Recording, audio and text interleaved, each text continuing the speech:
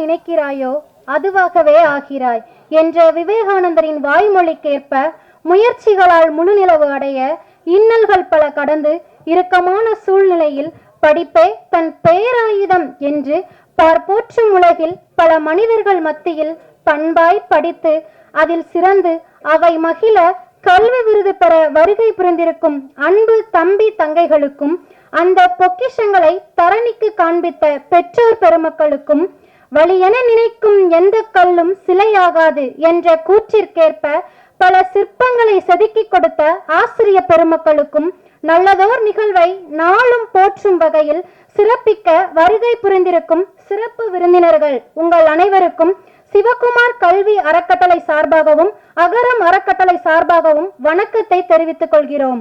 நான் உங்கள் 2022ஆம் ஆண்டு அகரம் விதை விஜயலட்சுமி. தற்போது SRM பல்கலைக்கழகத்தில் செயல்முறை மருத்துவம் படித்து வருகிறேன்.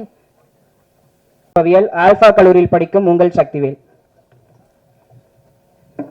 அடுத்ததாக நாங்கள் கற்றதையும் பெற்றதையும் எல்லோருக்கும் பகிர்ந்து அளிப்போம் என்ற அகரத்தின் உறுதிமொழிக்கேற்ப அகரம் அலுமினி அசோசியேஷன் அல்லது அகரம் முன்னாள் மாணவர் சங்கம், இதோட நோக்கங்கள் ரொம்ப நோக்கங்கள் இருக்குது. அது மிக முக்கியமான 3 நோக்கங்களை இங்கே நான் சொல்லணும்னு ஆசைப்பட்றேன். முதல் நோக்கமாக நாங்கள் பார்க்குறது மெடிக்கல் கேம்ப்ஸ். ஸோ இன்னுமே சரியான மருத்துவ வசதி சென்றடையாத பல குக்கிராமங்களும் மலை கிராமங்களும் இருக்குது. ஸோ அங்கே எங்களால் முடிஞ்ச மருத்துவ உதவிகளை தரணும்னு நினைக்கிறோம். அதுவும் இந்த அகரம் மூலமாக படித்து இன்னைக்கு பல இடங்களில் பல நிலைகளில் டாக்டராகவும் நர்ஸாகவும் பல கிரிட்டிக்கல் கேர் யூனிட்ல டெக்னீஷியன்ஸாகவும் இருக்கிற அகரம் முன்னாள் மாணவர்களை வைத்து, இது முதல் விஷயம். ஸோ ரெண்டாவது விஷயம் அகரமில் நான் முன்ன சொன்ன மாதிரி பல துறைகளில் பல நிலைகளில் நிறைய மாணவர்கள் இருக்காங்க, வேலையில் இருக்காங்க, சில பேர் கவர்மெண்ட் ஜாப்ஸில் இருக்காங்க, சில பேர் ஒரு மேனேஜர் லெவலில் இருக்காங்க. ஸோ இவங்க மூலமாக அகரமில் படிக்கிற மாணவர்களுக்கும் சமூகத்துக்கும் நம்மளால் திருப்பி என்ன தர முடியும் அப்படிங்கிறத நோக்கமாக வச்சுக்கிட்டு, ஸோ அவங்கக்கிட்ட இருக்கிற டெக்னிக்கல் ஸ்கில்ஸாக இருக்கலாம், இல்லை ஒரு டாக்டர் இருக்காங்கன்னா அவங்கக்கிட்ட இருந்து ஒரு கன்சல்டேஷனாக இருக்கலாம், இந்த மாதிரி விஷயங்களை அகரம் மாணவர்களுக்கும் அகரம் சார்ந்த எல்லாருக்கும் இந்த சமூகத்திற்கும் தரணும்னு ஆசைப்படுறோம். இது 2வது விஷயம்.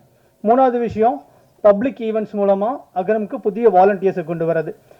இந்த கல்விங்கிறது மிக எட்டாத கனியாக இன்னும் பல இடங்களில் இருக்குது ஆக்சுவலாக. ஸோ இப்போ நாங்கள் ஒரு மலை கிராமங்களில் போய் ஒரு தேடல் பண்ணோம் ஆக்சுவலாக இந்த செலெக்ஷன் ப்ராசஸில்.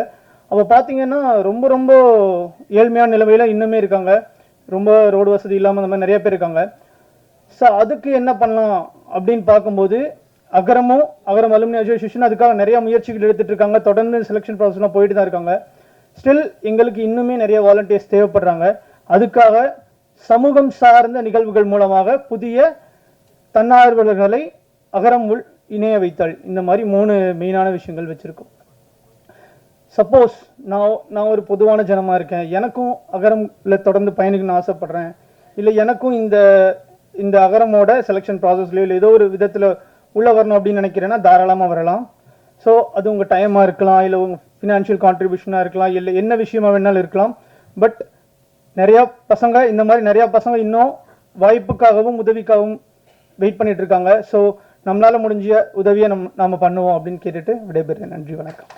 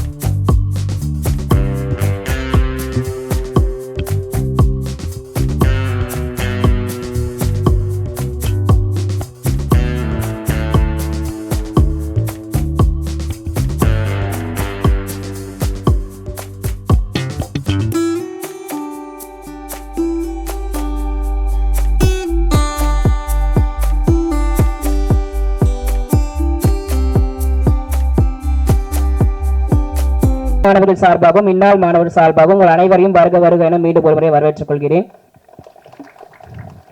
ஸ்ரீ சிவகுமார் கல்வி அறக்கட்டளை குடும்ப சூழல் மற்றும் சமூக தடைகளை கடந்து 12ஆம் வகுப்பு பொதுத் தேர்வில் சிறந்த மதிப்பெண் எடுத்து முதல் முறையாக கல்லூரிக்கு செல்லும் மாணவர்களை ஊக்கப்படுத்தும் விதமாக 44 வருடம் தொடர்ந்து இவ்விழாவினை சிறப்பித்து வருகிறது.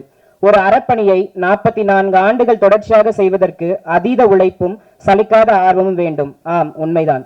இதோ 45வது விருது வழங்கும் விழா. விழாவின் நாயக்கர்களாக இருக்கும் மாணவர்களுக்கு விருது வழங்க மேடையில் இருக்கும் சிறப்பு விருந்தினர்களை அன்போடு அழைக்கிறேன். முதலாவதாக ரக்ஷினி. கண்ணொளி இல்லை என்றாலும் கல்வி எனும் பார்வையால் படித்து சிறுமலர் மேல்நிலைப் பள்ளி அளவில் முதலிடம் பெற்று சமுதாயத்தை மாற்றும் ஒரே வழி சமூக கல்வியே என அரசியல் ஆழம் புரிந்து இளங்கலை பொலிட்டிக்கல் சயின்ஸ் படிக்கும் மாணவி ரக்ஷினி அவர்களை வாழ்த்துவதில் இம்மேடை பெருமிதம் கொள்கிறது.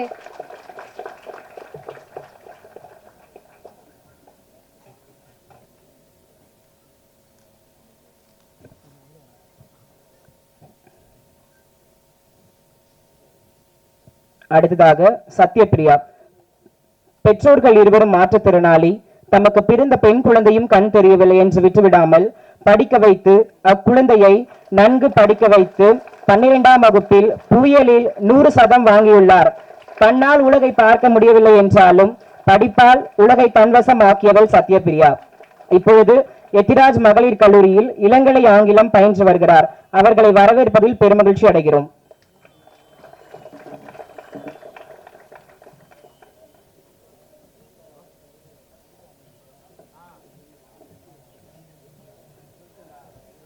வீர சிவாஜி மயிலாடுதுறை மாவட்டம் பல்லவராயன்பேட்டை நரிக்குறவர் குடியிருப்பில் வசித்து மாநில அளவில் குத்துச்சண்டை போட்டியில் தங்கப்பதக்கம் வென்ற விளையாட்டு வீரர் வீர சிவாஜி அவர்களை மேலும் பல சாதனைகள் படைத்திட வாழ்த்துகிறோம்.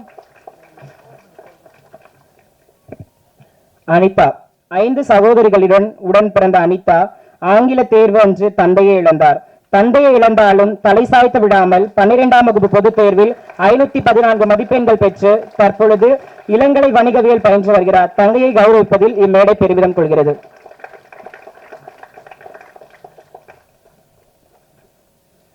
அபிராமி. தந்தையோ உடனில்லை, தாயோ மாற்றுத்திறனாளி, தமையனோ துணிக்கடையில் பகுதி நேர தொழிலாளி. இன்னல்கள் பல இருந்தாலும் இறுதி மூச்சாய் கல்வி எனும் காற்றை சுவாசித்து 12ஆம் வகுப்பில் 566 மதிப்பெண் பெற்று தற்போது இளங்கலை வணிகவியல் பயிலும் மாணவி. விக்ரமசிங்கபுரத்தில் இருந்து விளையாட்டு பிரிவில் மாநில அளவிலான கைப்பந்து போட்டியில் பரிசு பெற்றுள்ளார். வாழ்த்துக்கள் தங்கையே. பார்த்தசாரதி. ஆதி திராவிட நலப்பள்ளியில் படித்து ஜேஇ நுழைவுத் தேர்வில் 112 மதிப்பெண்கள் பெற்ற விருதுநகரைச் சேர்ந்த ஆட்டோ ஓட்டுநரின் மகன் பார்த்தசாரதிக்கு சென்னை ஐஐடியில் பயில வாய்ப்பு கிடைத்துள்ளது. மேலும் பல சாதனைகள் புரிந்திட வாழ்த்துக்கள்.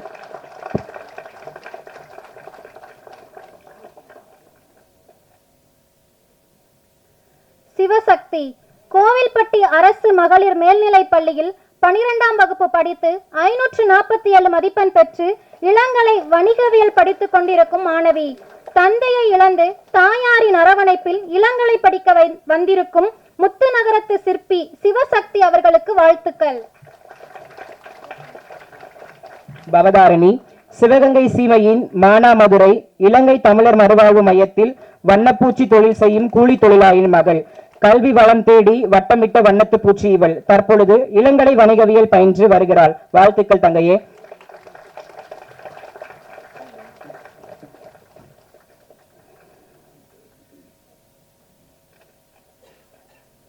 மணிகண்டன். கல்வியை மட்டும் கருத்தில் கொண்டு தந்தை இல்லாத சூழ்நிலையிலும் அம்மாவின் உழைப்பில் மட்டும் வளர்ந்து 12ஆம் வகுப்பில் 426 மதிப்பெண்கள் எடுத்து விழுப்புரம் அரசு கலை கல்லூரியில் இளங்கலை வணிகவியல் சேர்ந்துள்ள மாணவன் மணிகண்டன் அவர்களை அரங்கம் சார்பாக வாழ்த்துகிறோம். துர்காதேவி. மாணவிக்கு அப்பா இல்லை, அம்மா உடல் ஊனமுற்றவர். அம்மா 3 சக்கர வாகனத்தில் சென்று பூ வியாபாரம் செய்கிறார். கல்வி எனும் துடுப்பு கொண்டு கல்லூரி சேர வந்திருக்கும் கடலோரத்து மாணவி துர்காதேவி. தற்போது குந்தவை நாச்சியார் அரசு கலை கல்லூரியில் இளங்கலை வணிகவியல் படித்து வருகிறார். வாழ்த்துக்கள் தங்கையே.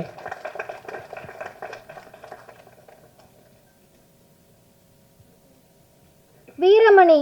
போக்குவரத்து வசதி இல்லாத மலை கிராமம், அடிப்படை வசதி இல்லாத குடும்ப சூழல், கல்லூரி வாசம் கண்டிராத குடும்பம் என இன்னல்கள் பல கடந்து இன்று குடும்பத்தில் முதல் பட்டதாரியாய் கல்லூரியில் கால் தடம் பதித்திருக்கிறார். அரசு பழங்குடியின நலப்பள்ளி வாசாத்தியில் இருந்து படித்து இளங்கலை அறிவியல் பயிலும் மாணவர் வீரமணிக்கு அவை சார்பாக வாழ்த்துக்களை தெரிவித்துக் கொள்கிறோம். சம்னாஷரின் மலைகளின் அரசியாம் நீலகிரி, அதன் கடைக்கோடியாம் கார்குடி. ஆம், கார்குடி அரசு பழங்குடியின உண்டு உறைவிட பள்ளியிலிருந்து கல்வி எனும் கரத்தை கொண்டு 533 மதிப்பெண்கள் பெற்று தற்போது கூடலூர் அரசு கலை கல்லூரியில் இளங்கலை வணிகவியல் பயின்று வரும் தங்கைக்கு அரங்கத்தின் சார்பாக நன்றி. ராவணி. கனவு காணுங்கள் என்ற அப்துல் கலாம் வரிகளை லட்சியமாக கடைபிடித்து அதில் வெற்றி பெற்று வாகையும் சூடியிருக்கிறாள். சேலம் வீரபாண்டி அரசு பள்ளி மாணவி. ஆம், இன்ஜினியரிங் தரவரிசையில் 7.5% இடஒதுக்கீட்டில் மாநில அளவில் முதலிடம் பிடித்து முத்திரை பதித்திருக்கிறார். தறி ஓட்டும் தொழிலாளியின் மகள் இன்று தரணி ஆள வந்துள்ளார். இவளை கௌரவிப்பதில் இம்மேடை பெருமிதம் கொள்கிறது. காமராஜ், மாணவர் உடன் பிறந்தவர்கள் 4 அக்காக்கள். குடும்ப சூழல் காரணமாக யாரும் 10ஆம் வகுப்பை தாண்டவில்லை. சேலம் ஜிஆர்டிஆர் மேல்நிலை பள்ளியில் 12ஆம் வகுப்பு முடித்து குடும்பத்தின் முதல் பட்டதாரியாக கல்லூரிக்குள் கால் தடம் பதிக்கும் தம்பி காமராஜர் அவர்களுக்கு பாராட்டுகளை தெரிவித்துக் கொள்கிறோம்.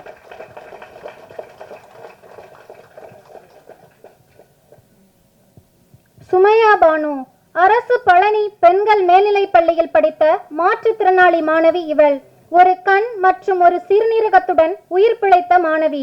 தான் 12ஆம் வகுப்பு படிக்கும் பொழுது இதய சிகிச்சை நடைபெற்று வந்த நிலையிலும் தன் விடாமுயற்சியால் 540 மதிப்பெண்கள் பெற்று சாதனை படைத்த மாணவி சுமையா பானு அவர்களுக்கு பாராட்டுகளை தெரிவித்துக் கொள்கிறோம்.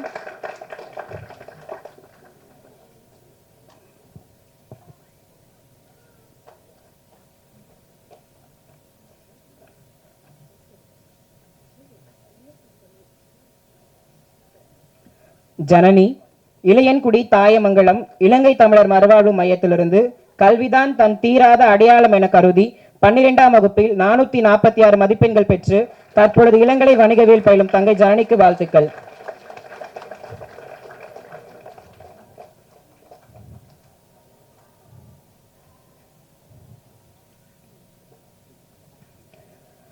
யாதும் ஊரே யாவரும் கேளீர் என்ற கூற்றிற்கேற்ப 2024ஆம் ஆண்டு அகரம் விதை திட்டத்தின் மூலமாக பல்வேறு மாநிலங்களைச் சேர்ந்த மாணவர்கள் தேர்ந்தெடுக்கப்பட்டு கல்வி பயின்று வருகிறார்கள். அவற்றில் மணிப்பூரைச் சேர்ந்த மாணவி கோல்ஹென்ட்,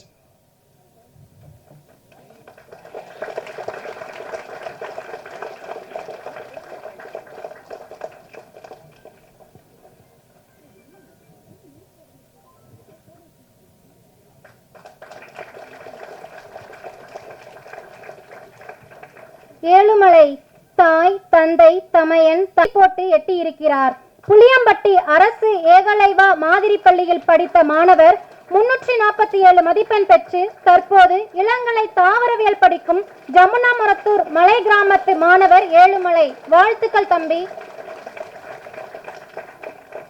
பரமேஸ்வரி, இருளர் இனத்தின் இன்னல்களை போக்கிட அறியாமையை அகற்றிட இவள் எடுத்த ஆயுதம் கல்வி. பிறந்தது முதல் தாய்முகம் பார்க்காத பிள்ளை தந்தையின் நிழல் மட்டுமே வளர்ந்தது. அரசு பள்ளியிலேயே பயின்று தாய்மொழியை கற்க வேண்டும் என்ற ஆர்வத்தில் திருக்கோவிலூர் அரசு கல்லூரியில் தமிழ் பயிலும் மாணவி பரமேஸ்வரி அவர்களுக்கு நம் அனைவரின் சார்பாக வாழ்த்துக்களை தெரிவித்துக் கொள்கிறோம்.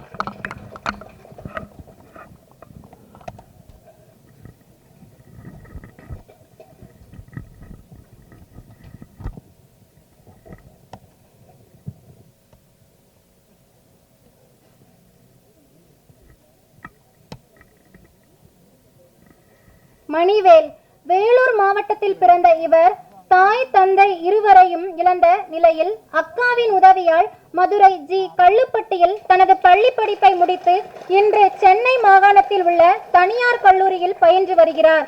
அவரை அவை சார்பாக வாழ்த்துகிறோம். பிரியதர்ஷினி, பன்ருட்டி அரசு உதவி பெறும் பள்ளியில் படித்து 12ஆம் வகுப்பில் 416 மதிப்பெண்கள் பெற்று இளங்கலை கணினி அறிவியல் பயிலும் மாணவி பிரியதர்ஷினிக்கு வாழ்த்துக்கள்.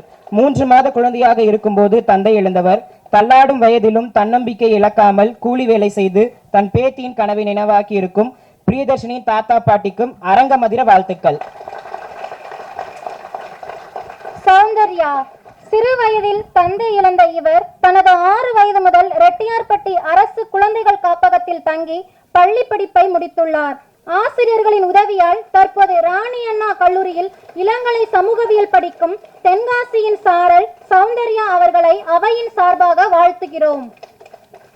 மனோமோகன், மேற்கு தொடர்ச்சி மலையின் கடைக்கோடியில் இருக்கும் 10 காணி அரசு மேல்நிலை பள்ளியில் பள்ளி படிப்பை முடித்தார். 348 மதிப்பெண் பெற்று இளங்கலை கணினி அறிவியல் பயிலும் மாணவன். கல்வி வெளிச்சம் தேடி அடைந்த மாணவன் மனுமோகனுக்கு கை கொடுப்பதில் இம்மேடை பெருமிதம் கொள்கிறது. தாரிணி, பட்டங்கள் ஆழ்வதும் சட்டங்கள் செய்வதும் பாரினில் பெண்கள் நடத்த வந்தோம் என்ற பாரதியின் கூற்றுப்படி கோவை சட்டக்கல்லூரியில் சட்டம் பயிலும் மாணவி தாரிணி யார் என்று தெரியுமா? நம் சிவகுமார் ஐயா படித்த சூலூர் பள்ளியில் 565 மதிப்பெண் பெற்று முதல் மாணவி. கோவைக்கு அழகு சேர்க்கும் கல்வி மகள் தாரிணியை கௌரவிப்பதில் இம்மேடை பெருமிதம் கொள்கிறது.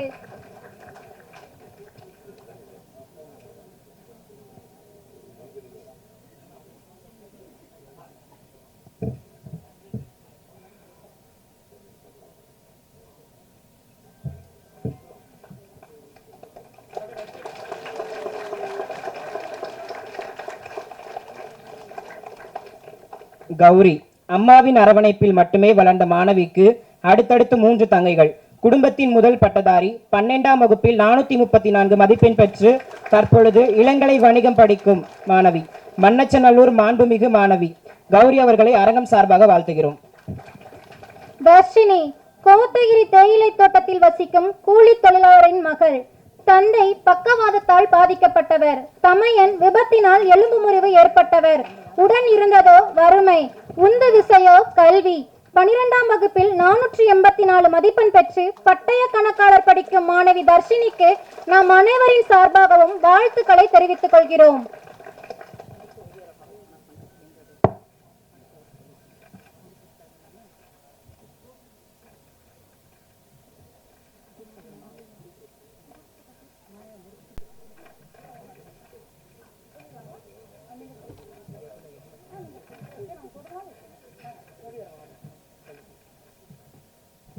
அடுத்தபடியாக ஓவிய உலகின் பீஷ்மர், தமிழ் பத்திரிகை உலகின் முதல் படக்கதையான ஜமீன்தார் மகன் என்பதற்கு ஓவியம் வரைந்த புகழ் இவரையே சாரும்.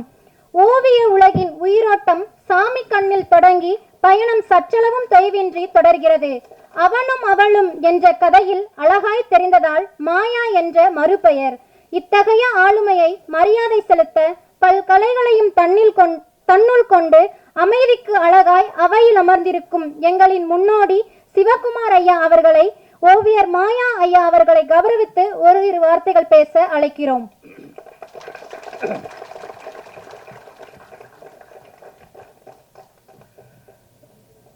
அனைவருக்கும் வணக்கம். தமிழ்நாட்டில் ப்ரஷ் பிடிச்சி வாழ்நாள் முழுக்க நான் வரைஞ்சி தான் தீர்வேன்னு 97 வயசு வரைக்கும் வாழ்ந்துட்டு ஒரு மகத்தான மனிதனை பாராட்டுவதிலே நான் பெருமைப்படுகின்றேன். நான் ஒரு நல்ல ஓவியம்தான். ஏன்னா எங்கள் ஷியாம் வந்திருக்காங்க, மன்னியம் செல்வன்லாம் வந்திருக்காங்க.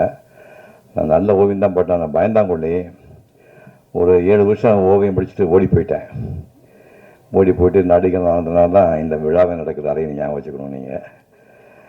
அதனால் மாயா அவர்களை பற்றி சின்ன ஒரு 10 வரி மட்டும் படிச்சிடுறேன்.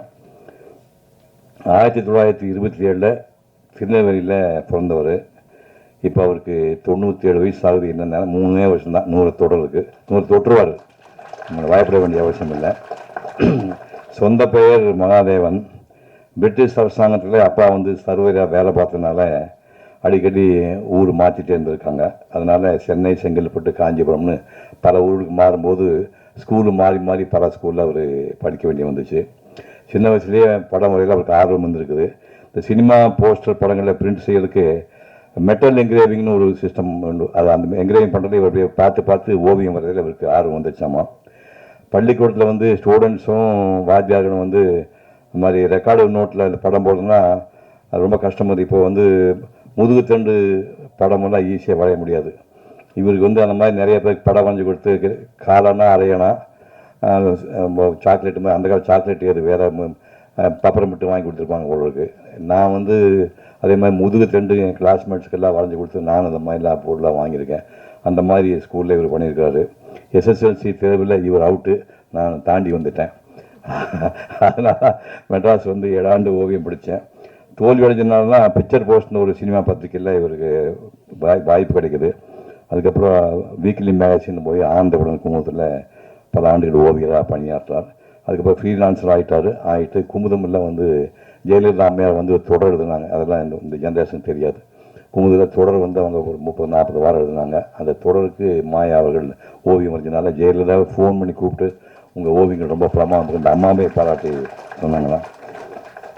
ஒரு கட்டத்தில் கிளைமேக்ஸ் அவருக்கு இப்படியே உத்து பார்த்து படம் வந்தீங்கன்னா இன்னும் 6 மாதத்துக்குள்ளே டோட்டலாக பிளைண்ட் ஆகிட போகிறீங்க, ஒரு கண்பாக போயிட போகுதுன்னு சொன்ன உடனே வீட்டில் உள்ளவங்க 4 பொண்ணுங்க ஒரு பையன் மருமக்கு பேரம்பேத்தி அழுகிறாங்க. இனிமேல் படமாக வரையா, நீ உயிரோடு இருந்தால் போதும் படம் வரையான்னு சொல்லிட்டு 10 ஆண்டுகள் கையை கட்டி போட்டாங்க. அதுக்கப்புறம் 10 ஆண்டுகள் எல்லா பத்திரிக்கையும் தகவல் கொடுத்து நான் ஓவியம் வரைய முடியாமல் இருக்க மன்னிச்சுங்கன்னு சொல்லி அதுக்கப்புறமா சும்மா இருக்கல 72 வயசில் பழையபடி மாயா வெட்டிங் கார்டு டிசைன் பண்ணுற வேலையை ஆரம்பித்தார். 10 வருஷம் வெயிட் பண்ணி இப்போ மாயா வெட்டிங் கார்டு டிசைன் ஓப்பனிங்கன்னா அது படமெல்லாம் வரும். அது என்ன பண்ணுறாருன்னா பொண்ணு கல்யாணத்துக்கு பல்லக்கில் வர்ற மாதிரி படம் வரைவார். அதுக்கப்புறம் மாப்பிள்ளை வந்து குதிரையில் வர்ற மாதிரி வரைவார்.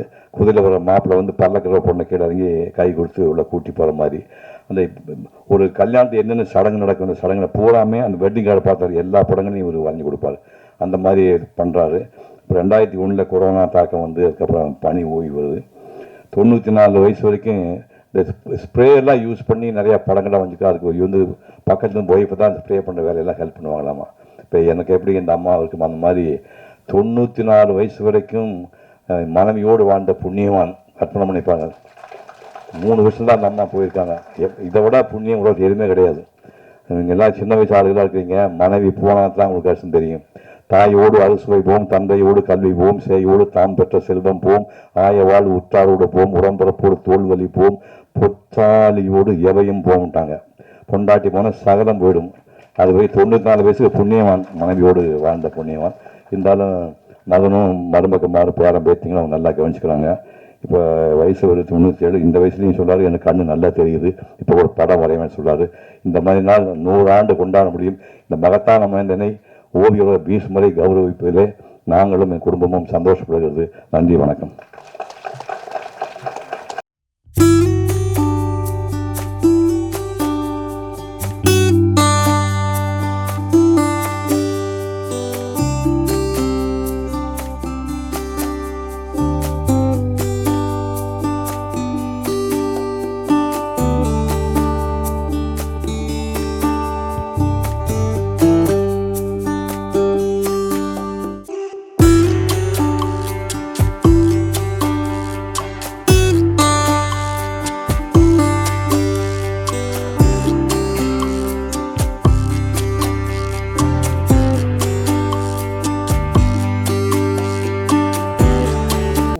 பேரன் இருக்கட்டும், என் மனசில் தோணிட்டு தானே நான் பேசுகிறேன். இவருடைய ஒய்ஃபும் டாக்டரு, இவன் தம்பி லாயரு, என் பையன் லாயரு, அவன் ஒய்ஃபும் லாயரு. ஏதோ ஆண்ட முன்னியத்தில் இந்த குடும்பம் வந்து இந்த அளவுக்கு இருக்கிறதுக்கு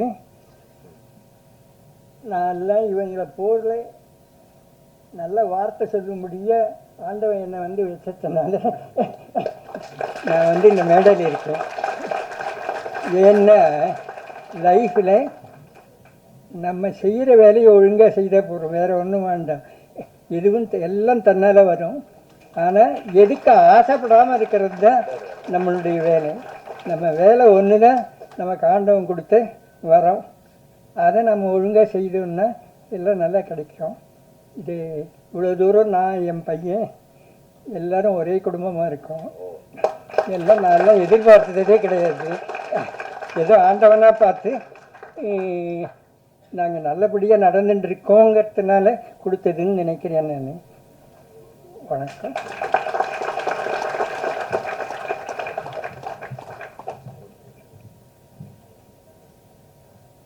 நன்றி ஐயா.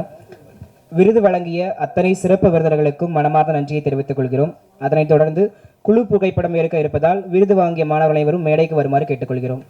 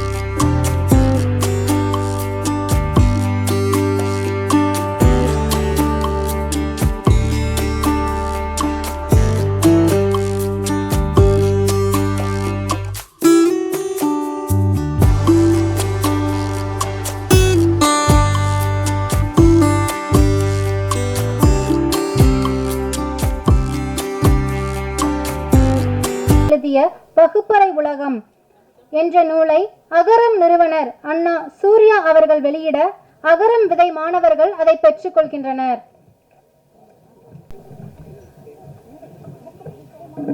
மெக்கானிக்கல் இன்ஜினியராக பணியாற்றி வரும் விஜயபாஸ்கர் விஜய் அவர்கள் அகரம் நடத்தி வரும் யாதும் இதழில் எழுதி வருகிறார்.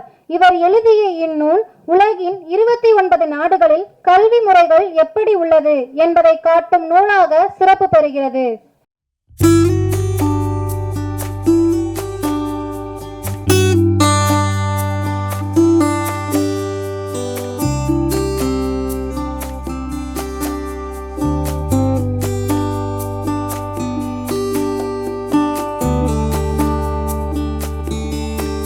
நிறுவனர் அண்ணா கார்த்தி அவர்கள் வெளியிட அகர மாணவ செல்வங்கள் குழுவாக பெற்றுக்கொள்கின்றனர்.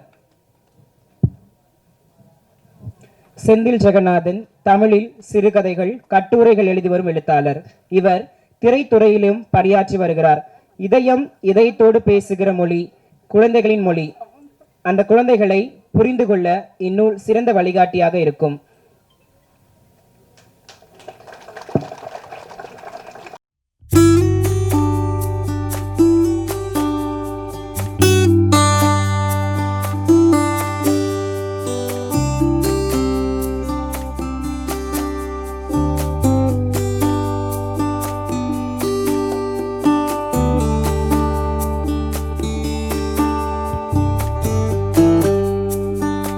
வெளியீடு செய்த மற்றும் பெற்றுக்கொண்ட அத்தனை சிறப்பு விருந்தினர்களுக்கும் மனமார்ந்த நன்றியை தெரிவித்துக் கொள்கிறோம்.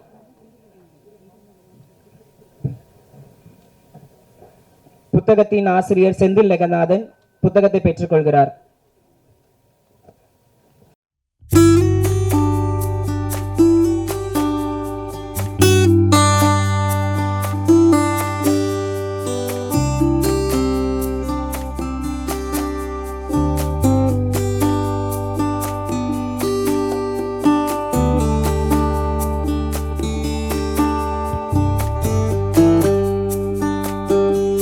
செய்து கொண்டிருக்கிறீர்கள்.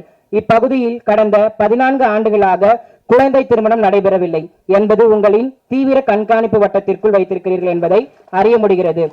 கிளையூர் ஊராட்சி ஒன்றிய தொடக்கப்பள்ளி தலைமை ஆசிரியர் திரு சங்கர் அவர்களை மேடைக்கு அழைக்கிறோம்.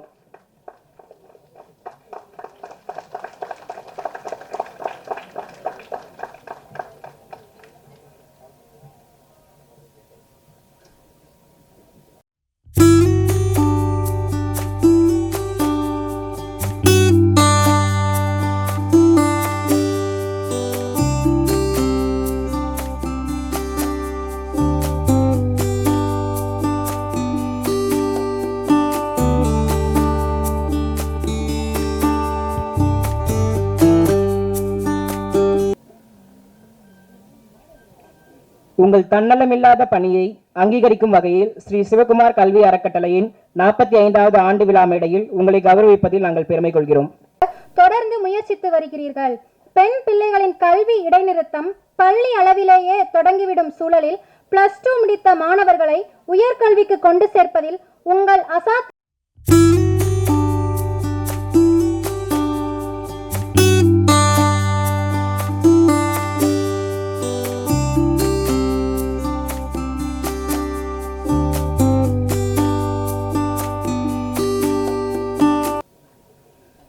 உங்கள் தன்னலமில்லாத பணியை அங்கீகரிக்கும் வகையில் ஸ்ரீ சிவகுமார் கல்வி அறக்கட்டளையின் 45வது ஆண்டு விழா மேடையில் கௌரவிப்பதில் நாங்கள் பெருமை அடைகின்றோம். நன்றி ஐயா.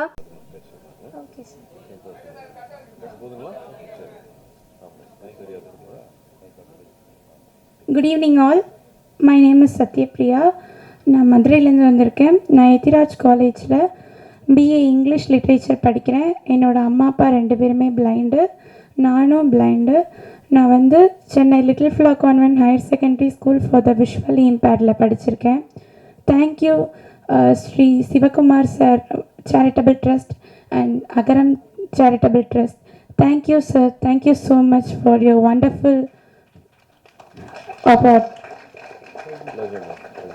Thank you sir.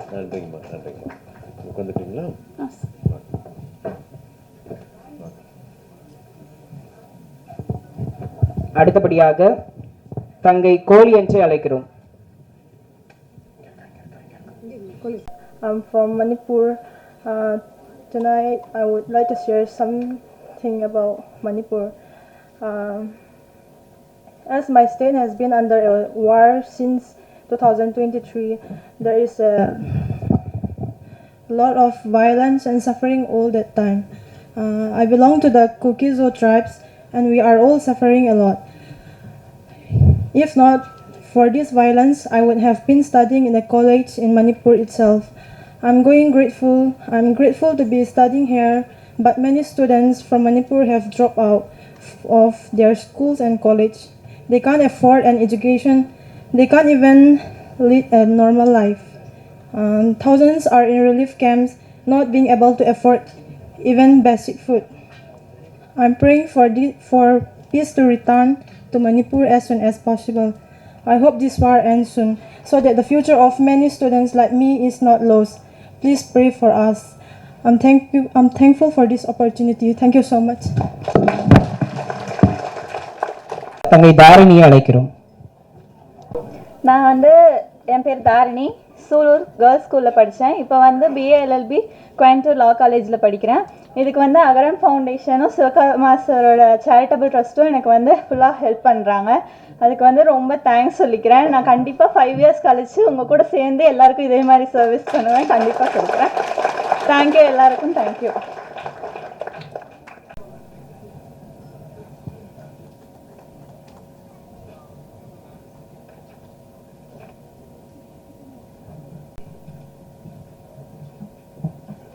இங்கு வந்திருக்கும் அனைவருக்கும் என் முதல் நன்றியை தெரிவித்துக் கொள்கிறேன். கல்விக்காக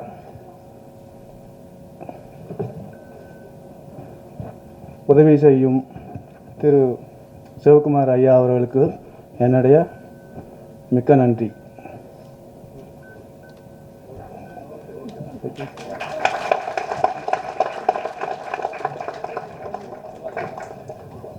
நன்றி ஐயா. இந்த அரங்கையும் எங்கள் உள்ளங்களையும் உணர்ச்சிகளால் உறைய வைத்த மாணவர்களுக்கும் அவர்களின் ஊராட்சி ஒன்றிய தொடக்கப்பள்ளி தலைமை ஆசிரியர் பிரகாஷ் அவர்களை கௌரவிப்பதில் இம்மேடை பெருமிதம் கொள்கிறது. அவரை ஓரிரு மணித்துளிகள் பேச அன்புடன் அழைக்கிறோம்.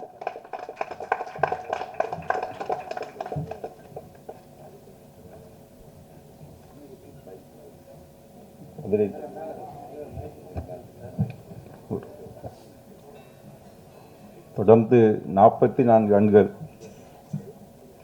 இந்த சமூக சேவையை செய்து கொண்டிருக்கின்ற அந்த திரையுலகில் மட்டுமே மார்க்கண்டேயனாக இல்லாமல் அவருக்கு பின்னாடியும் அவர் குடும்பமே இந்த மாபெரும் பணியை செய்கிற இந்த இது மிக எனக்கு ஒரு பெரிய அது என்ன சொல்கிறதுன்னு தெரியல. அந்த அளவுக்கு ஒரு பெரிய அதிசயமாக இருக்குது. நான் மேடையில் நிறைய இந்த மாதிரியான மேடையில் நான் பேசுனதே கிடையாது. நான் பின்னாடி இருந்து தான் வேடிக்கை பார்த்துட்டு தான் இருந்துட்டு வந்திருக்கேன். இன்றைக்கி பேசுகிறது எனக்கு ஒரு மாதிரியாக தான் இருக்குது. அந்த இதில் எனக்கு பேசுவதற்கும் எனக்கு இவ்வளோ பெரிய அரங்கத்தில் என்ன ஒரு சின்ன ஒரு கிராமம் தான், நான் வேலை பார்க்குற ஒரு கிராமம், 2 பேர் வேலை பார்க்குற ஒரு பள்ளிக்கூடம், ஒரு 300 குடும்பங்கள் கொண்ட ஒரு 300 மக்கள் தொகை கொண்ட ஒரு சின்னஞ்சிறு கிராமத்தில் தான் நான் வேலை செய்கிறேன். 2013 அந்த பள்ளிக்கூடம் தொடங்கப்பட்டது. அந்த 2003 அந்த பள்ளிக்கூடம் ஆரம்பித்தாங்க. 20 ஆண்டுகள் பயணத்தில் அந்த பள்ளிக்கூடம் அந்த கிராமத்தில் ஒரு மிகப்பெரிய மாற்றங்கள் அங்கே ஒரு கல்விங்கிறது அந்த தம்பி சொன்னார், ஒரு ஆயுதம்னு சொன்னார், ஒரு சமூக மாற்றங்களை அந்த பள்ளிக்கூடம் செஞ்சிருக்கு. ஆனால் எப்படி அதை சொல்கிறதுங்கிறது தெரியல. கிட்டத்தட்ட அந்த பள்ளிக்கூடம் ஆரம்பிக்கிறப்ப அங்கே 1ஆவது வகுப்பு படித்த பெண்கள் யாருமே கிடையாது. இன்றைக்கி 30 வயது பள்ளி வயதை கடந்த குழந்தைகள் அத்தனை பேருமே எழுத படிக்க தெரிஞ்சவங்க அந்த பள்ளிக்கூடத்தில் இது பண்ணவங்க. இங்கே சட்டை போடுறதுக்கு பெண்களுக்கு அங்கே அனுமதி இல்லை. அந்த பள்ளிக்கூடம் தொடர்ந்ததுக்கு அப்புறம் இன்றைக்கி எல்லாருமே சட்டை போடுறாங்க. அந்த பள்ளிக்கூடங்களுக்கு ஆரம்பிக்கிறதுக்கு முன்னாடி அங்கே 100% அந்த கிராமத்தில் தான் பிரசவம் நடக்கும். இன்றைக்கி 100% மருத்துவமனையில் நடக்குது. அங்கே அந்த கிராமத்தில் செருப்பு போட்டு திருக்கல்ல நடக்கிறதுக்கு யாருக்குமே அனுமதி கிடையாது, அந்த கிராமத்து மக்களுக்கு முதற்கொண்டு. இன்னைக்கு வந்து அந்த கிராமத்துக்காரங்க மட்டுமல்ல, அசலூர்காரங்களும் செருப்பு போட்டு நடக்கிறதுக்கான ஒரு இது அங்கே நடந்துருக்கு. இவ்வளவும் வந்து இந்த வெளிச்சத்தில் எனக்கு கூச்சமாக இருக்குது. இதை வந்து நான் அவங்க கையால் நான் அவார்டு வாங்கியிருக்கிறேன். அந்த இதுக்கு பின்னாடி நிறைய பேர் இருக்கிறாங்க. அந்த வெறுங்காலோட 2 வருஷம் இந்த பள்ளிக்கூடம் ஆரம்பிக்கிறதுக்காக சின்னப்பன் அப்படிங்கிற ஒரு கல்வி அதிகாரி ஒருத்தர் 2 வருஷம் அலைஞ்சார் வெறுங்காலோடு அந்த கிராமத்துக்குள்ள. அரசாங்கம் கொடுத்த பணத்தில் பள்ளிக்கூடத்தை கட்ட முடியாமல் தன் மனைவி, அப்போ தான் கல்யாணமான மனைவியினுடைய நகையை அடகு வச்சு கட்டின அந்தோணிங்கிற ஒரு ஆசிரியர் இருக்கிறாரு.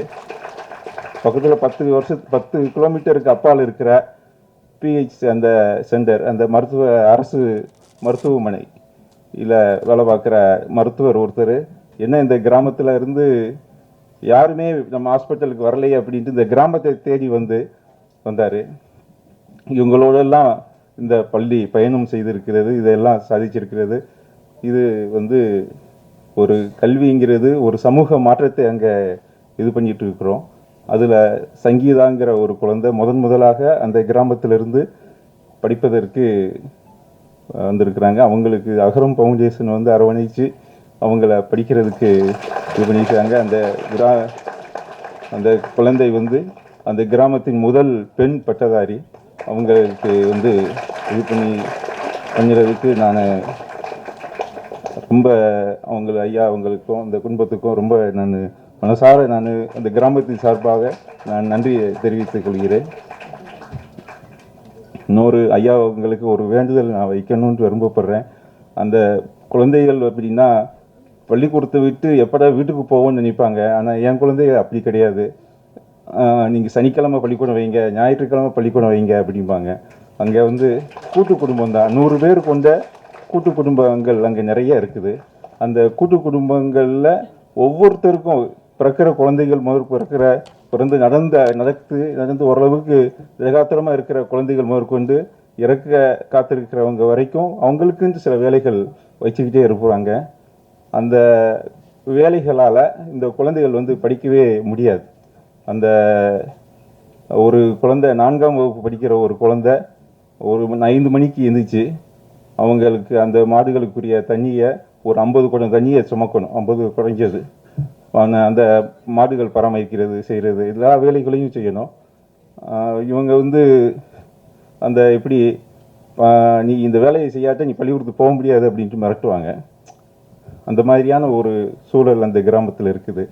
அந்த பள்ளிக்கூடத்துக்கு பிறகு பள்ளி வேலைக்கு பிறகு அந்த குழந்தைகள் படிப்பதற்கான ஒரு தளத்தை உருவாக்குறதுக்கு நீங்கள் உதவி செய்யணும் அப்படிங்கிறது உங்கள் எல்லாரும் நான் கேட்டுக்கொள்கிறேன்.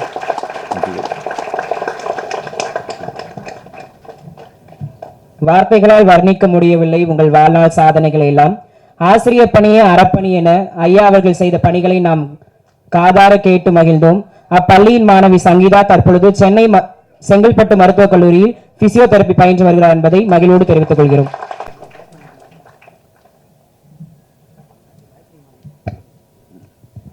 எல்லோருக்கும் வணக்கம். எனக்கு நேத்தியிலேருந்து இங்கே வரணுன்னோடனே என்ன பேசுறது இப்படி இந்த மாதிரி கூட்டங்களில் அப்பப்போ மனசில் தோன்றதை பேசிட்டு போயிடுவேன். அது நாளைக்கு நம்ம ஏதாவது கொஞ்சம் உருப்படியாக நான் வகுப்பு எடுக்கும்போது தான் நல்லா தயாரிப்பேன். பாடத்தை நல்லா படிச்சுட்டு வகுப்பில் போய் எடுக்கிறது அதுதான் பழக்கம். கூட்டங்களெல்லாம் பேசுறதுக்கு அந்த தயாரிப்பு இருக்காது. ஆனால் நேற்று என்ன நினச்சேன்னாக்கா, இல்லை அங்கே அகரம் வாலண்டியர்ஸ்லாம் இருக்காங்க, கல்வியாளர்கள், அவங்களுக்கு ஏதோ நம்ம கருத்தை சொல்லி ஆகணும் அப்படிங்கிறதுக்காக உட்காந்து ஏதாவது குறிப்பு எடுக்கணுங்கிறதுக்காக ஒரு முயற்சி பண்ணேன். அதுவே இன்னைக்கு முழுக்க எனக்கு குழப்பத்தில் இருக்குது. எதை எப்படி சொல்கிறது, எப்படி சொன்னால் சரியாக இருக்கும் அப்படிங்கிறதுக்காக. அதனால் நீங்கள் எல்லோரும் முதல்ல அந்த ஒரு டென்ஷனாக இருக்கிறீங்க பாருங்கள், அது இருக்கக்கூடாது. முதல்ல நீங்கள் ஃப்ரீ ஆகிடும். ஏதோ இங்கே ஒரு பெரிய பெரிய கருத்துக்கள்லாம் சொல்ல போகிறாரு அப்படின்னு நீங்கள் நினச்சிங்கனால அது நல்லா இருக்காது. ஏதோ நம்ம கூட ஏதோ சில கருத்துக்களை சொல்கிறாருங்கிற அளவில் மட்டும் இருந்தால் போதும்னு நினைக்கிறேன். முதல்ல இந்த சிவகுமார் கல்வி அறக்கட்டளை ஒரு 45 வருஷம் எல்லாருமே சொன்னாங்க. அதுக்கப்புறம் அகரம் ஃபவுண்டேஷன் இது, அதில் வழிகாட்டிகள் இது எல்லா பாடங்களும் இருக்குது. அதனால் இப்போ ஒவ்வொரு தலைவர்களையும் எப்படிடா பாராட்டி பேசுறதுன்னே ஒவ்வொரு கூட்டங்கள்லையும் அவங்கவுங்க கட்சி தலைவரை போட்டி போட்டு பாராட்டி பேசுவாங்க. அப்போ நம்ம எப்படிடா பாராட்டலாம் அப்படின்னு நினச்சேன். அந்த இது ஒரு வழிகாட்டி பல்கலைக்கழகம் அப்படின்னு சொல்லலாம்னு நினச்சேன். ஏன் நம்ம இப்படி ஒரு பேர் வச்சா என்ன? இதில் வழிகாட்டு அந்த மாணவர்களுக்கு பல்வேறு விதமான வழிகாட்டுதல்கள், எல்லா பாடமும் இருக்குது. ஒரு பல்கலைக்கழகம்னா எல்லா பாடமும் இருக்கும். அதே மாதிரி எல்லா பாடங்கள் படிக்கிற மாணவர்களுக்கும் வழிகாட்டுகிறார்கள். எங்கெங்கேருந்து வர மாணவர்களுக்கு எங்கே இடம் இருக்குது, அங்கே இருக்குது, இங்கே அவ்வளவு வேலைகள் இந்த வாலண்டியர்ஸ் எப்படி தான் செய்கிறாங்கன்னு தெரியல. அதுக்கு அதை நிறுவனர் இந்த பல்கலைக்கழகத்தின் நிறுவனர் நம்ம ஒரு சிவகுமார் ஐயா அவர்கள், அவங்க தான் இதை நிறுவியிருக்காங்க இந்த பல்கலைக்கழகத்தை. அதுக்கு அடுத்தால இதுக்கு ஒரு துணைவேந்தர்னு ஒருத்தர் இருக்கு. துணைவேந்தர்னாவே பிரச்சனை தான், அது வேற அங்கே ஒரு பக்கம். இங்கே இதுக்கு துணைவேந்தர் தான் நம்ம இவர் ஐயா நடிகர் சூர்யா அவர்கள் இதுக்கு துணைவேந்தராக இருக்கிறாங்க. பதிவாளர்கள் இருக்கணும், ஒரு ரிஜிஸ்டார்னா அதெல்லாம் பார்க்கணும். அதுக்கு தான் ஜெயஸ்ரீ இருக்காங்க. அதுக்கப்புறம் பேராசிரியர்கள், துணை பேராசிரியர்கள், இதெல்லாம் தான் வாலண்டியர்ஸ். எல்லாம் நீங்கள் எல்லாம் அதுக்கு பேராசிரியர்களாக இருந்து இதெல்லாம் நிர்வகிச்சுட்டு வரீங்க. அதனால் இதை நான் சொல்கிறது மிகைப்படுத்துறதுன்னு இல்லை, அது ஒரு கட்டணமில்லா பல்கலைக்கழகம். இந்த மாதிரி பணியை யார் செய்ய முடியும்? இது தமிழகத்திலும் சரி உலகத்திலும் சரி இப்படி ஒரு முன்மாதிரி வேறு எங்கேயும் கிடையாது. இதுதான் முன்மை. நிறைய பேர் உதவி செய்கிறாங்க, நான் இல்லைன்னு சொல்லல.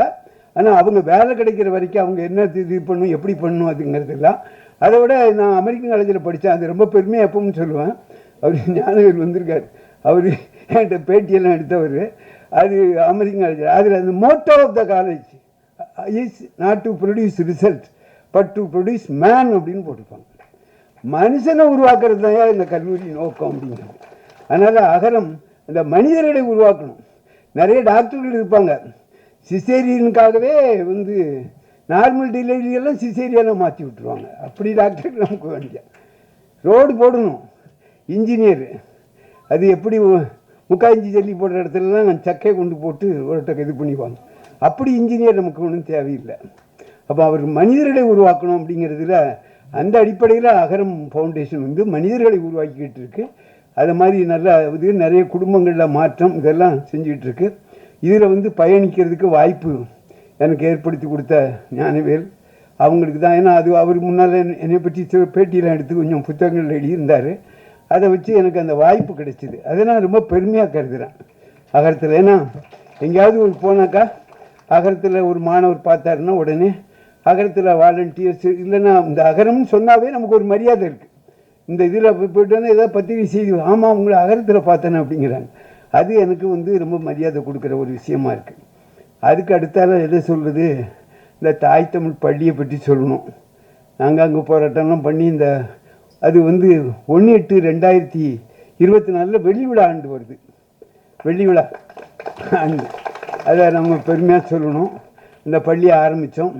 அந்த பள்ளி ஒரு பள்ளி வளர்ச்சி எப்படி இருக்குன்னா 1/8/2006 போது 21 குழந்தைகள், 2005 101, 2010 143, 2015 195, 2019 213, 2024 265 மாணவர்கள். இன்னொன்று சொல்கிறேன், தமிழகத்தில் ஒரு செய்தி இதோடு சேர்த்து சொன்னேன். நான் புத்தகங்களை படிச்சுக்க மாட்டேன். நம்ம சிவகுமார் சார் மாதிரி அவர் நிறைய புத்தகங்களை வாசிப்பார். இன்னைக்கு கூட புத்தகம் கொடுத்துருக்கேன். நம்ம துறைக்கண்ணு என்ன இது பச்சைப்பா சாரக்கட்டனுடைய செயலாளர் எழுதின புத்தகம். ஐயா அவர்கள் கட்டாயம் படிக்கணும். நான் பத்திரிகைகள் படிப்பேன். அந்த பத்திரிகையில் உள்ள செய்தி என்னென்னாக்கா, அண்மையில் இந்த காலை உணவு திட்டம், இந்த திட்டம்லாம் வந்திருக்குல்ல, அதில் இந்த புள்ளி விவரங்களை கொடுத்துருந்தாங்க. தமிழகத்தில் சராசரியாக அரசு பள்ளி, அரசு உதவி பெறும் பள்ளிகளில் படிக்கிற மாணவர்களுடைய எண்ணிக்கை அதிலிருந்து கணக்கு போட்டு பார்த்தேன். எவ்வளவுனாக்கா 59 பேர். தமிழகத்தில் 1லேருந்து 5 வரைக்கும் படிக்கிற மாணவருடைய எண்ணிக்கை சராசரி 59. ஆனால் தாய் தமிழ் பள்ளியில் 8 வரைக்கும் இருக்குது. ஆனால் 1 to 5 வரைக்கும் நாம் பார்த்தோம்னா 147 பேர் படிக்கிறாங்க. அது தமிழகத்தினுடைய சராசரியை காட்டிலும் 2 மடங்கு, கிட்டத்தட்ட 3 மடங்கு இருக்குது. அந்த அளவுக்கு அந்த பள்ளி இன்றைக்கி வளர்ச்சி அடைஞ்சிருக்குன்னா அதுக்கு அகரம் முக்கியமான காரணம். ஏன் முக்கியமான காரணம் சொல்கிறேன்னா, அரசாங்கம் வந்து இவங்களுக்கு சம்பளம்லாம் ஒன்றும் கொடுக்கல, ஆசிரியர் சம்பளம்லாம் கொடுக்கல. அந்த சம்பளத்துக்கெல்லாம் மாதம் மாதம் அவங்களுடைய உதவி இருக்குது. கட்டடம் இன்றைக்கி தாய் தமிழ் பள்ளியில் போய் பார்த்தீங்கன்னாக்கா கட்டட வசதி, ஒரு பள்ளிக்கூடத்தை பார்த்தா கட்டடம் கம்பீரமாக இருக்கணும், அதுக்கு இடம் இருக்கணும். சும்மா ஒரு குடிசை மாதிரி இப்படி வச்சு பையன் அந்த பள்ளியில் படித்தேன்னு பெருமையாக வெளியே பேசணும். அப்படி அந்த கட்டிடத்தில் அந்த தோற்றம் வருவதற்கு இதுவரைக்கும் 35 லட்சத்துக்கு மேலே கொடுத்து அந்த பள்ளிக்கூடத்துக்கு உள்கட்டமைப்பு பண்ணியிருக்காங்க. அந்த உட்கட்டமைப்பு அது மாதிரி நிறைய பேர் உதவி செஞ்சுருக்காங்க. அதில் அகரம் வந்து அதே மாதிரி சக்தி மசாலா அவங்க ஒரு ஞானவேல் சொல்லி தான், எனக்கு அவங்களுக்கு சக்தி மசாலான்னு தெரியாது, அவர் சொல்லி அது மாதிரியே அவர் இப்படி பல பேர் செஞ்ச உதவி.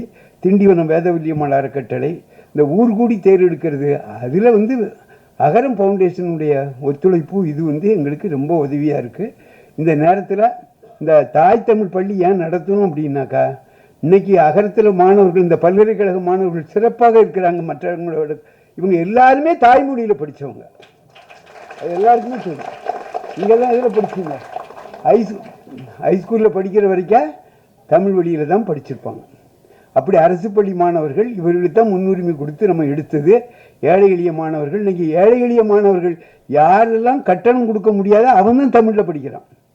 மற்றவங்கெல்லாம் தமிழில் படிப்பதையே கேவலமாக நினைக்கிற ஒரு மனப்போக்கு இருக்குது. இதனால் என்ன பாதிப்புனா, ஒரு சின்ன தகவல் இந்த இதில் கிடைக்கிறேன். அதான் 2001-2 தமிழகத்தில் உள்ள ஒரு அரசு தொடக்கப்பள்ளி இல்லைன்னா உதவி பெறும் பள்ளியில் சராசரியாக நீங்கள் எடுத்துக்கொண்டால் 128 மாணவர்கள் ஒரு பள்ளியில் படிச்சிருக்காங்க. இந்த கல்வி மானிய கோரிக்கை என்கிட்ட இருக்குது, கையில் வச்சிருக்கிறேன். ஆனால் இன்று அந்த மாணவருடைய எண்ணிக்கை 59 ஆயிடுச்சு. அப்படின்னா என்ன அர்த்தம்? அவ்வளோ பள்ளிகள்லையும் எல்லாரும் அப்போ 40 லட்சம் மாணவர்கள் அரசு பள்ளி, அரசு உதவி பெறும் பள்ளிகளில் 40 லட்சம் மாணவர்கள் படிச்சிருக்காங்க. இன்னைக்கு 20 லட்சம் மாணவர்கள் தான் படிக்கிறாங்க. பாதியாக குறைஞ்சிருக்கு. இந்த பாதியாக குறைகிறதுக்கு என்ன காரணம்னா, தமிழில் படித்தா எதிர்காலம் கிடையாது, தாய்மொழியில் படித்தா எதிர்காலம் கிடையாது அப்படிங்க. என் பேத்தி எங்கள் பள்ளியில் தான் முதல்ல படித்தா, இப்போ பாலிடெக்னிக்கில் லெக்சராக இருக்கிறா. நிறைய தமிழில் படித்தவங்க இன்றைக்கி அகரத்தில் உள்ளவங்கெல்லாம் தாய்மொழியில் படித்தால் நல்ல எதிர்காலம் இருப்பதற்கு அகரமே ஒரு முன்னுதாரணம். அகரத்தில் உள்ளவங்க எல்லாருமே தாய்மொழியில் படித்தவங்க. தாய்மொழியில் படித்தா நீ எது வேணாலும் பண்ண முடியும். அதனால் இந்த நேரத்தில் அரசாங்கத்துக்கு நம்ம வைக்கிற கோரிக்கை, எங்கள் மாதிரி தாய் தமிழ் பள்ளி மாதிரி உள்ள பள்ளிகளுக்கு அரசாங்கம் நிதி உதவி கொடுக்கணும். பெரிய காசு ஒன்றும் கிடையாது, ஒரு 10 கோடி கூட வராது. தமிழகத்தினுடைய அரசு பட்ஜெட் வந்து 40,299 கோடி. அதில் ஒரு 2 விழுக்காடு கூட கிடையாது, 0.25 விழுக்காடு கூட வராது. ஒரு சின்ன காசு தான். அது நினச்சா அரசாங்கம் செய்ய முடியும். அந்த மாதிரி செய்யணும்னு நினச்சிக்கிறோம். அதுக்கு அடுத்தால இப்போ பழங்குடியினருக்கு நாங்கள்லாம் அந்த காலத்தில் போராட்டம் பண்ணும்போது என்ன செய்வோம்னாக்கா, சாதி சான்று கொடு. சாதி சான்று பிரச்சனை வேறு யாருக்கும் கிடையாது, பழங்குடியினருக்கு தான். போலீஸ் வந்து என்ன செய்வாங்கன்னா, அவன் கண்டுபிடிக்க முடியாத திருட்டு வழக்கு. எங்கள் திருநெல்வேலி மாவட்டத்தில், நான் திருநெல்வேலி மாவட்டத்துக்காரன், அங்கே ஒரு பழமொழி உண்டு, கடலம் பெருசா காப்பாம் பெருசாம்பாங்க. திருடுன்னு நினைக்கிறவன் திருடிடுவான், நீ எவ்வளவுனாலும் ஒன்றும் பண்ணிட முடியாது. அது அப்போ கண்டுபிடிக்க முடியாத திருட்டு வழக்கை நம்ம போலீஸ் ஒன்றும் கண்டுபிடிச்சிட முடியுமா என்ன? எல்லா வழக்கையும். அப்போ கண்டுபிடிக்க முடியாத திருட்டு வழக்கை என்ன பண்ணுவாங்கன்னா, இருவலரை பிடிச்சி அவனை இது பண்ணிடுவாங்க. அந்த மாதிரி பாதிப்பு. அதே மாதிரி சாதி சான்று, இப்படி பல பிரச்சனைகள் இருந்தது. நாங்கள் ஊர்வலம் இதெல்லாம் போய் இதெல்லாம் பண்ணுவோம். அதெல்லாம் பண்ணி அதிகாரிகள் கண்டுக்குவாங்க, கண்டுக்காமல் இருப்பாங்க, அப்படிலாம் இருந்தது. இந்த ஜெய்பீம் படம் வந்தது பாருங்க, அந்த ஜெய்பீம் படத்தை, அது மட்டும் இல்லை, வெறும் ஜெய்பீம் படமாக மட்டும் இல்லாமல் அதில் அவரே நடித்தார். அவர் நடித்ததுனால அந்த ஒரு ஸ்டார் வேல்யூன்னு அது இருக்குது படத்தை. அதே படத்தில் வேறு யாரும் நடித்தார், நம்ம சந்துரு சாருடைய நீதிபதி சந்துரு, அவர் தான் என்னையை பாதுகாத்தவர். இல்லைன்னா அந்த வீரப்பன் பிரச்சனையில் என்னை உள்ளே போட்டு நைய புடைச்சி என்னை காலி பண்ணியிருப்பாங்க போலீஸு. அவர் பாதுகாத்தது அவர் சந்துரு சார் தான், இந்த வழக்கெல்லாம் ஆடி. அந்த இதில் நடித்து அவ்வளவு நடிச்சதை பற்றி சொல்ல வேண்டியதில் அவ்வளோ பிரமாதமாக இருந்தது. ஏன்னா அவர் சந்துரு சாரோட நான் நெருங்கி பழகினவன், என்னுடைய வழக்கெல்லாம் நான் நடத்தினவர். அதனால் அந்த இதில் நடித்து அந்த படம் போச்சுது பாருங்கள், ஓடிடி தளத்தில் உலகம் முழுக்க அந்த பிரச்சனை தெரிஞ்சு போச்சு. இப்போ நாங்கள் அதிகாரிகளை போய் தேடி போய் மனு கொடுக்கறது போக, உடனே அப்போ ஐயா தான் அந்த படத்தை பார்த்தாங்க. பார்த்தது அவங்க முதலமைச்சர் குடும்பத்தோடு வந்து பார்த்த உடனே கரெக்டாக ஒரு 2 வாரத்தில் உடனே எது போட்டாங்க, ஒரு வானை போட்டு அதிகாரிகள்லாம் இருளர் குடியிருப்பை நோக்கி எங்கே இருக்காங்க, இருளர் எங்கே இருக்காங்க தேடி வந்தாங்க. தேடி வந்து அவங்களுக்கு வீடு கட்டுறது எந்த இதுனாலும் நரிக்குறவர் இருளர், அதுதான் முன்னுரிமை. அப்படி வர்றதுக்கு காரணம் அந்த ஜெய்பீம் படம் தான். புரியுங்களா? அதில் வந்து அவங்களே அந்த படத்தை தயாரித்து எடுத்தது வந்து இந்த போலீஸ் பிரச்சனை அது இதெல்லாம் இருக்குது. அந்த பிரச்சனையை அவ்வளோ ஈஸியாக ஒன்றும் பண்ணிட முடியாதுன்னு உங்களுக்கும் தெரியும், எல்லாத்துக்கும் தெரியும். இருந்தாலும் மொத்தத்தில் முன்னாடி மாதிரி பிடிச்சிட்டு போனால் உடனே இப்போ இருளர் போய் ஒரு ஸ்டேஷனில் புகார் கொடுத்தா போலீஸ்காரங்க பயப்பட ஆரம்பிக்கிறாங்க. இது என்ன பிரச்சனை ஆகுமோ, இது என்ன சிக்கல் ஆகுமோ அப்படிங்கிற அளவுக்கு அந்த பிரச்சனையை மாற்றினதுக்கு காரணம் இது ஐயாவுக்கு சொல்லணும். அதோட அந்த படத்தை தயாரித்தோட 1 கோடி ரூபா எங்கள் பழங்குடியில் உள்ள கல்வி அறக்கட்டளைக்கு ரூபா கொடுத்துருக்காங்க. நாங்கள் அதை வச்சு அந்த நாங்கள் பரிசு அளிக்கிறதெல்லாம் வகுப்பில் முதல் மாணவர் அப்படி இருந்தாலும் பரிசு அப்படி தான் கொடுத்து ஆகணும். பள்ளிக்கூடத்துக்கு முதல் மார்க்கு 2 மார்க்கு. ஆனால் நாங்கள் என்ன செய்வோம்னா எங்களுக்கு கல்வி இதில் பழங்குடியினரில் எழுத்தறிவது ரொம்ப குறைவு. அந்த அடிப்படையில் நாங்கள் என்ன செய்வோம்னாக்கா 10வது பொதுத் தேர்வு யாரெல்லாம் பாஸ் பண்ணியிருக்கானோ எவ்வளோ மார்க் எடுத்தாலும் எல்லாத்துக்கும் பரிசு. +2 எவனெல்லாம் பாஸ் பண்ணானோ எல்லாத்துக்கும் பரிசு. பப்ளிக் எக்ஸாம் டிகிரி பாஸ் பண்ணவங்களாம். நம்ம இங்கே வந்திருந்தார் கல்வி அறக்கட்டளையுடைய செயலாளர். போன தடவை தீர்மானம் போடும்போது, சார் என்ன சார் நீங்கள், நான் திருநெல்வேலிக்காரங்க கொஞ்சம் கஞ்சத்தனம், என்ன சார் நீங்கள் ரொம்ப கஞ்சத்தனம், திருநெல்வேலிக்காரங்க யாரும் இருந்தால் கஞ்சத்தனம். 10வது பாஸ் பண்ணவங்க 2000 கொடுப்போம் சார், +2 முடித்தவங்களுக்கு 3000 சார், டிகிரி முடித்தவங்களுக்கெல்லாம் 5000 கொடுக்கணும் சார். அப்படியெல்லாம் கொடுப்பதற்கு காரணம் வந்து நீங்கள் கொடுத்த அந்த ஒரு இந்த தேர்தல் தான். புரியுங்களா? அந்த ரூபா வச்சுருக்கிறோம், பத்திரமா வச்சுருக்கோம், ஆடிட்டு இதெல்லாம் வச்சுருக்கோம். அது நிறைய பேர் டிவிலெல்லாம் அது இதை போட்டு இது பொய் பிரச்சாரம் பண்ணி அது விளம்பரங்க. விடுதி கட்ட போகிறோம், பழங்குடி இருளர் மாணவர்களுக்கு என்று 2 விடுதி கட்ட போகிறோம். அடுத்தாலும் அந்த விடுதியை நீங்கள் தான் வந்து தொடங்கி வைக்கணும். அந்த விடுதியை அந்த அளவுக்கு அது விரைவாக கட்டி முடிப்போங்கிறத இந்த நேரத்தில் சொல்லிக்கிறேன். அது ஒன்று அந்த தகவலாம் சொல்லிட்டோம். அதுக்கப்புறம் தமிழக அரசுக்கு சில கோரிக்கைகள் இந்த நேரத்தில் சொன்னால் சரியாக இருக்கும்னு நினைக்கிறேன். ஏன்னா அங்கே இப்போ இல்லம் தேடி கல்வி இதிலெல்லாம் நம்ம அகரங்கல்வி அறக்கட்டளையில் உள்ள நம்ம ஜெயஸ்ரீ போன்றவர்கள், ஷில்பா போன்றவர்கள்லாம் அரசாங்க அதிகாரிகளோடு நெருக்கமாக இருந்து பணி செஞ்சுட்டு இருக்காங்க. அதனால் இங்கே நான் கோரிக்கை வைக்கிறது அரசாங்கத்துக்கு கோரிக்கை வச்ச மாதிரி தான். அந்த அடிப்படையில்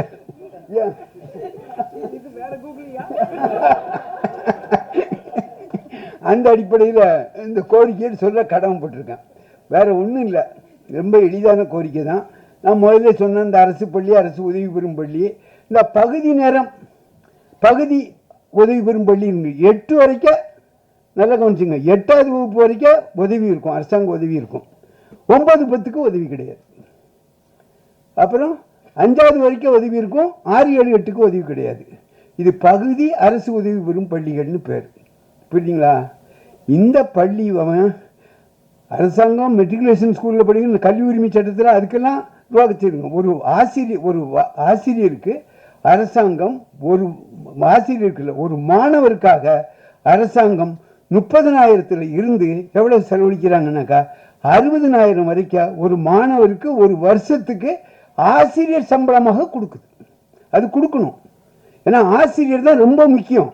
கட்டடம் இல்லாமல் பள்ளி இயங்க முடியும், நூலகம் இல்லாமல் பள்ளி இயங்க முடியும். ஆனால் வாத்தியார் இல்லாமல் பள்ளிக்கூடம் இயங்க முடியாது. வாத்தியாருங்கிறது ரொம்ப முக்கியம். அப்போ 8வது வரைக்கும் படிக்கிற பையனுக்கு என்ன கிடைக்கும்? வாத்தியாருக்கு அவருக்கு அந்த பையனுக்காக 40,000 50,000 செலவழிக்கிற இந்த அரசாங்கம் அவன் 9வது அதே பள்ளியில் படிப்பான், அவனுக்கு கிடையாது, அவனுக்கு அதுக்கு உதவி கிடையாது. அவனுக்கு என்னதுன்னா அவன் அந்த நிர்வாகமே அவங்க அங்கே கொஞ்சம் வசூல் பண்ணி ஒரு 6,000 7,000 அப்படி கொடுக்கறது. இவங்களுக்கெல்லாம் 40,000 50,000 சம்பளம் கிடைக்கும். இதை அரசாங்கம் பரிசீலனை பண்ணணும். அதனால் எல்லாம் அந்த மாணவர்கள் தமிழகத்தில் எவ்வளோ இருக்காங்கன்னா 47,661 மாணவர்கள்.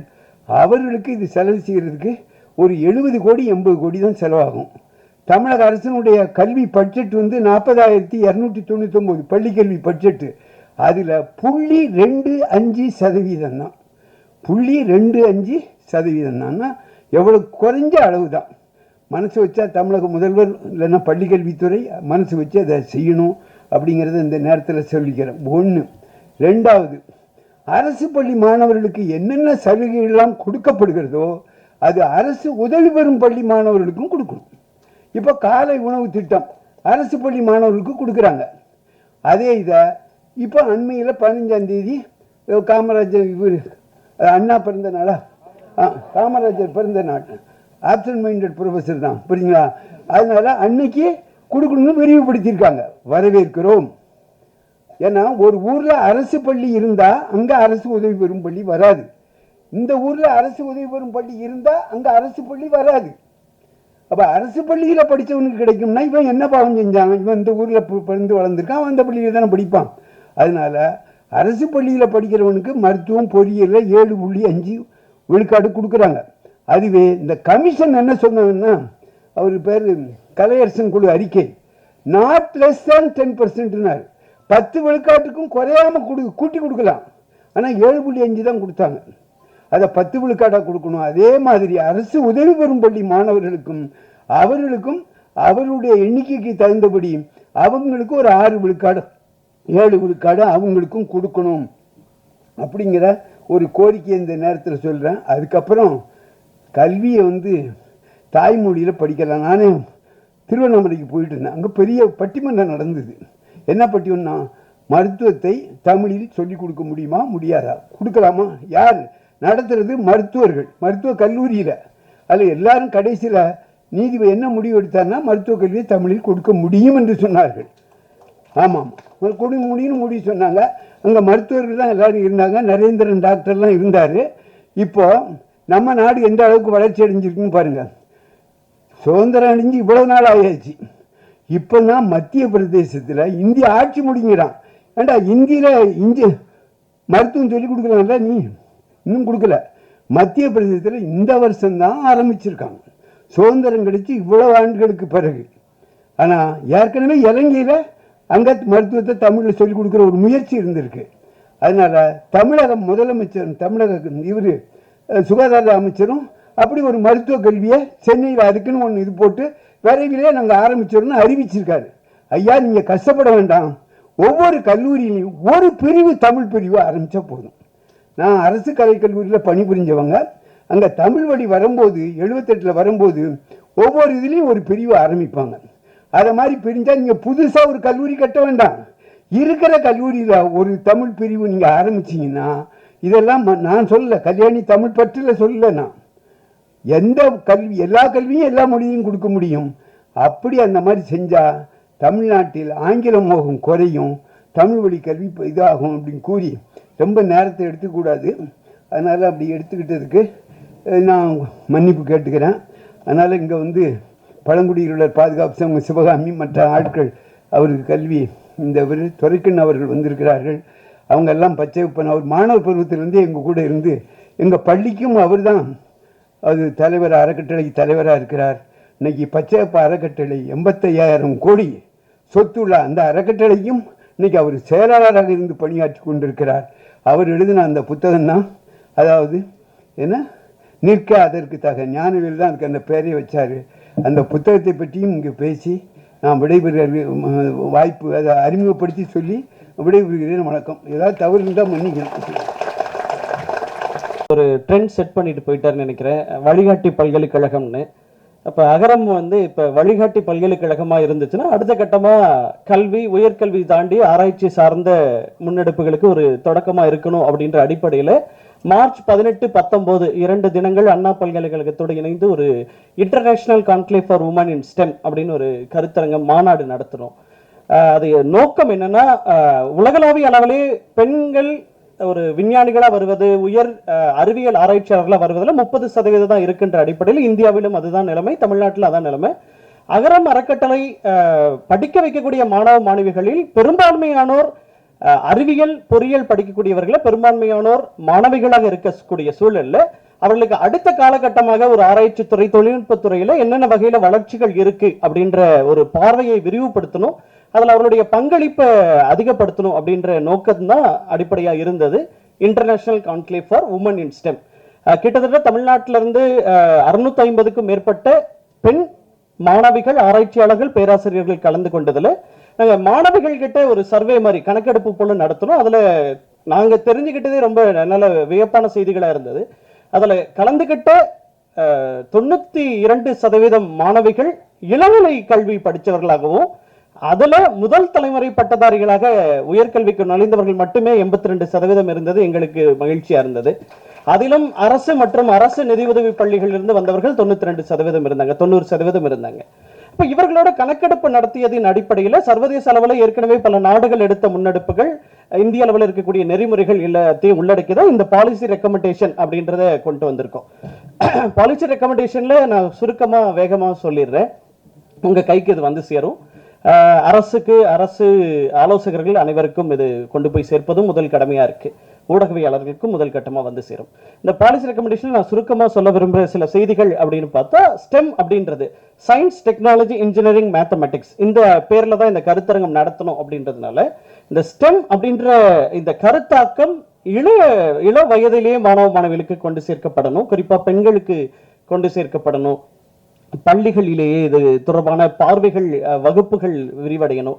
ஜெர்மனியில ஏற்கனவே இது சக்சஸ்ஃபுல்லா இருக்கக்கூடிய ஃபார்முலா தான்.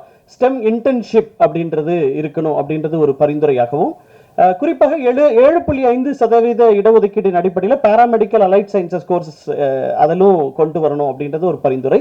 அதே போல மாணவ மாணவிகள் பள்ளி கல்வியிலும் சரி கல்லூரிகளிலும் சரி படிக்கும் காலத்திலேயே இன்டெலெக்சுவல் ப்ராப்பர்ட்டி ரைட் சம்பந்தமாகவும் இந்த பேட்டன் ரைட் சம்பந்தமாகவும் தெரிந்துக்க வேண்டிய அவசியம் இருக்கனால வகுப்புகளில் அல்லது அது தொடர்பாக கோட்பாடுகளை விரிவுபடுத்துவது, மாணவ மாணவிகளுக்கு விளக்கப்படுத்துவதும் அவசியன்றது ஒரு பரிந்துரை. இது ஒரு பக்கம் இருந்துச்சுன்னா, தமிழ்நாடு ரிசர்ச் நெட்வொர்க் அப்படின்றது உருவாக்கப்பட்டு மாணவ மாணவிகளுக்கு ஆலோசனை வழங்கக்கூடிய ஒரு நெட்வொர்க், ஒரு குழுவாக இயங்கக்கூடிய ஒரு வகையில ஒரு கட்டமைப்பு உருவாக்கணும் அப்படின்றது ஒரு பரிந்துரை. இன்னொரு பக்கம் மாணவிகளுக்கு என்று சயின்ஸ்ல, இன்ஜினியரிங், தொழில்நுட்பத்துல வந்து உயர்ந்து வளரணும் அப்படின்னா இந்தியா முழுக்க இருக்கக்கூடிய, தமிழ்நாட்டில் இருக்கக்கூடிய பெண்களில் யார் முன்னிலையில் இருக்காங்க, ஒரு அறிவியலாளர்கள், விஞ்ஞானிகளாக, தொழில் முனைவோர்களாக இருப்பவர்களை மாணவ மாணவிகளுக்கு அறிமுகப்படுத்துவது ரொம்ப அவசியம். இது ஒரு பக்கம் ஒரு பரிந்துரை. நிறைய சர்வதேச நாடுகளில் இருக்கக்கூடிய ஒரு சயின்ஸ் காம்படிஷன்ஸ், கான்ஃபரன்சஸ், காம்படிஷன்ஸ், அது போல ஒரு டேலண்ட் ப்ரோக்ராம்ஸ் நடத்துறது கல்லூரிகளிலும் சரி பள்ளிகளிலும் சரி, இது ஒரு பரிந்துரையாகவும், இப்போதைக்கு தமிழ்நாட்டிலிருந்து படித்து பல நாடுகளில் பணியாற்றக்கூடியவர்கள், அவர்கள் இண்டஸ்ட்ரியில் இருக்காங்க, தொழில் முனைவோர்களாக இருக்காங்க, விஞ்ஞானிகளாக இருக்காங்க, பேராசிரியர்களாக இருக்காங்க, அவர்களை ஒருங்கிணைத்து ஒரு இண்டஸ்ட்ரி அகாடமி ஆஃப் ஃபோரம் உருவாக்கி தமிழ்நாட்டோட இணைப்பது ஒரு பரிந்துரையாகவும் இதில் முன்னிலைப்படுத்தியிருக்கோம். அடுத்ததாக முக்கியமா இப்ப SC/ST ரிசர்வேஷன் அப்படின்றதுல பெண்களுக்கான ஒரு முன்னுரிமை இருக்கணும். அதுலயும் ரிசர்ச் கிராண்ட்ஸ்ல முன்னுரிமை பெண்களுக்கு இருக்கணும் அப்படின்றதும், ஒர்க் லைஃப் பேலன்ஸ் சம்பந்தமான பாலிசி ஏனைய நாடுகள்ல பரவலாக ஆக்கப்பட்டதுனால இந்தியாவில் குறைவா இருக்கிறதுனால அது தொடர்பான பார்வை அரசு சார்ந்த கொள்கை வகுப்பாளர்களுக்கு விரிவடையணும் அப்படின்றது ஒரு பரிந்துரையாகும். இந்த பரிந்துரையோடு இணைந்து முக்கியமாக மாணவ மாணவிகள் உயர்கல்விக்கு வரணும், அதே உயர்கல்வியிலிருந்து ஆராய்ச்சித்துறை, அறிவியல் துறைக்கு வரணும்னா அவர்களுக்கான பைலிங்குவல் மெட்டீரியல்ஸ், ஆங்கிலம் மற்றும் தமிழ் சார்ந்த பைலிங்குவல் மெட்டீரியல்ஸ் உருவாக்கப்படணும். இது எல்லாமே இதுல நிறைய பரிந்துரைகள் மாணவிகள் எங்களுக்கு வழங்கிய அந்த கணக்கெடுப்புல கொடுத்ததுதான். அது பள்ளி கல்வியிலும் சரி கல்லூரிகளிலும் சரி ஆராய்ச்சி துறையிலும் நிறைய பைலிங்குவல் மெட்டீரியல்ஸ் வரணுன்றதும் பரிந்துரையாக இருக்கு. இதுதான் இந்த கான்க்ளேவ்ல நாங்க கொண்டு வந்த அடுத்த படிநிலையாக நாங்க பார்க்கிற ஒரு முன்னெடுப்பா நான் நினைக்கிறேன். நன்றி, வணக்கம்.